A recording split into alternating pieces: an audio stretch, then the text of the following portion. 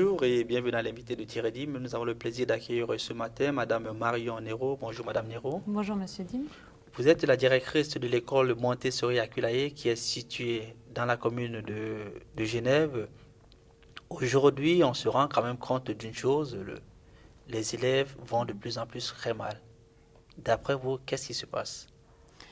Le problème, c'est que souvent on ne cultive pas l'envie d'apprendre chez les enfants depuis le plus jeune âge. Spécifiquement les périodes d'apprentissage des plus petits enfants qui ont une très grande soif d'apprendre. Donc, je pense par exemple à la lecture qu'on doit impérativement commencer avant l'âge de 6 ans. Si on laisse passer cette période qu'on appelle la période sensible, les enfants ne sont plus vraiment intéressés par cette méthode, par ce travail, et se dirigent vers des choses plus culturelles, voilà, d'autres domaines d'intérêt, et on perd totalement l'intérêt des enfants pour cette matière. Mais est-ce que vous n'avez pas également l'impression aujourd'hui que tout est pratiquement généralisé, les méthodes d'enseignement sont pratiquement les mêmes? Est-ce que on ne gagnerait pas en diversifiant par exemple les approches pédagogiques? Alors, tout à fait. C'est vrai qu'on a une grande chance dans le canton de Genève de connaître différentes méthodes pédagogiques, autant la méthode Steiner que la méthode Freinet ou la méthode Montessori, qui est fortement représentée à Genève. Je pense que c'est une grande richesse qu'on ne doit pas laisser perdre, autant pour les petits enfants que pour les plus grands.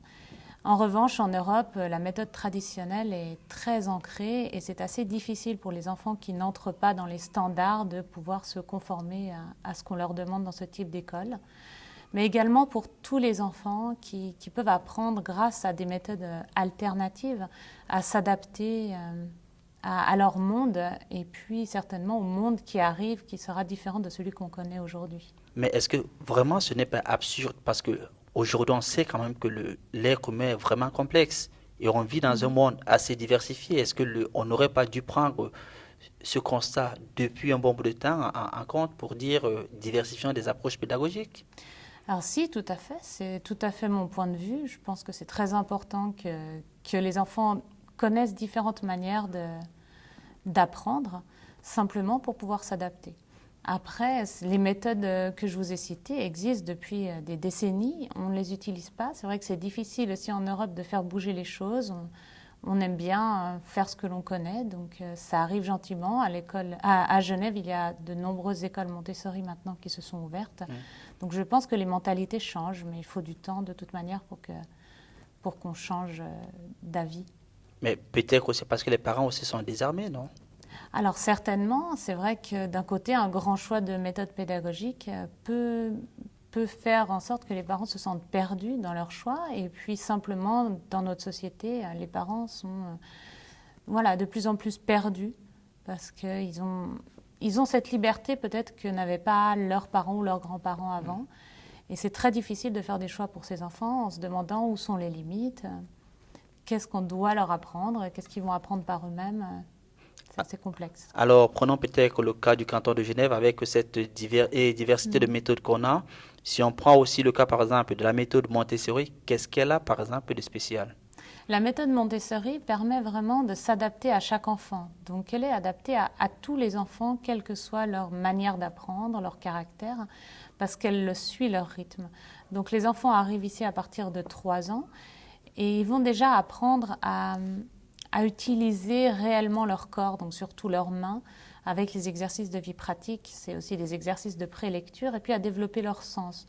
Ce qui fait qu'ils auront une meilleure manière d'appréhender le monde et de comprendre ce qui les entoure. Et c'est vraiment cette manière-là qu'on utilise avec l'expérience, avec le travail soit en groupe, soit individuel.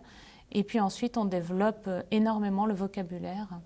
Donc ce qui fait que l'enfant, quelle que soit la méthode qu'il va utiliser par la suite, pourra s'adapter dans sa nouvelle école, puisqu'en général, ce sont des cycles de 3 ans, donc jusqu'à 6 ans. Certaines écoles ouvrent plus tard, ensuite jusqu'à 9 ou 12 ans.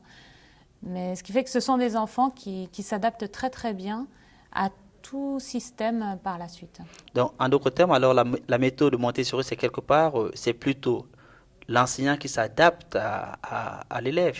Exactement, l'enseignant ne se pose pas comme le détenteur du savoir, mais plutôt le guide, la personne qui est là pour aider à un moment donné, pour montrer ou pour montrer comment rechercher les informations. Nous n'avons pas de toute façon la science infuse, hein. Il faut l'accepter, montrer aux enfants également qu'on peut trouver les informations ailleurs. Les enfants eux-mêmes d'ailleurs s'enseignent des choses. Voilà, un enfant va savoir lasser ses chaussures, un autre non. Donc celui qui ne sait pas va aller demander à celui qui sait, simplement. Donc on utilise vraiment la force du groupe tout en ayant un enseignement individuel. Est-ce qu'ils sont plus épanouis à la fin, ces enfants? Alors c'est vraiment le but ultime de la pédagogie Montessori, c'est de garder cette flamme, cette envie d'apprendre. On a envie que les enfants arrivent le matin en se disant « je vais apprendre, je vais découvrir de nouvelles choses » et même dans leur vie de tous les jours et pas uniquement à l'école. Merci Madame Menero. Merci Monsieur Dim. Quant à vous, nous vous donnons rendez-vous très prochainement avec un nouvel invité. Au revoir.